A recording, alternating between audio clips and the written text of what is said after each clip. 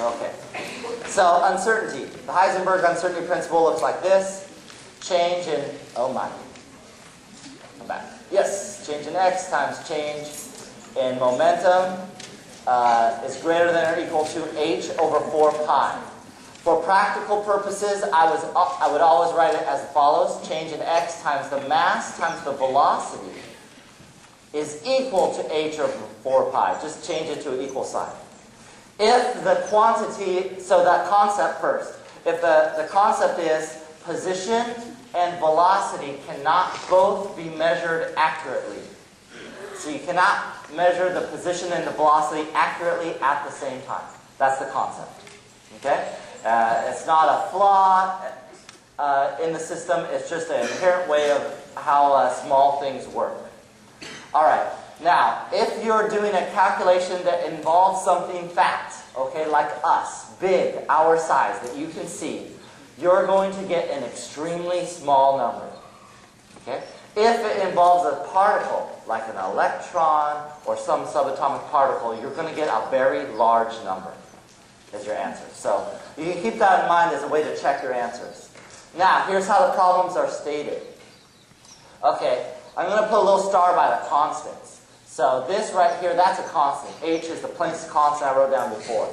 4 pi, that's a constant, same pi as before. Now what you have to worry about are these three variables over here.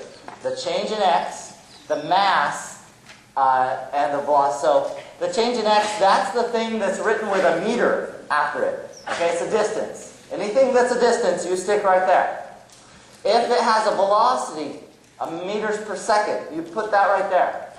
And then the mass is a kilogram. That's the easiest way to tell them apart. You've got a distance, you've got a mass, and you've got to change the velocity. Now the other thing, sometimes, I would say maybe usually, you're going to get also, is a percentage. So you'll get something that says percent accuracy. Not in 100% of problems, but quite often. Okay, you need to read, this will either go with the change in x, or it'll go with the change in u. The change in velocity. You need to read the question, just use your English skills to see which one it goes with, and then you multiply this number with the one it goes with. So for example, it'll say something like, the velocity is 50 meters per second with a 5% uncertainty. So then you multiply 5% times 50 meters per second. Does that make sense? So whatever the percentage is, you multiply by that. Now, usually, the unknown is almost always either delta x or delta u. So this is really a plug-and-chug sort of problem. Everything else is given except for delta x and delta u. Usually there's a percentage and you multiply it by that one that's given. Okay? So I don't have an example for you, but that's the basic concept. Think of it as plug and chug and you'll be pretty happy on the test if you get it.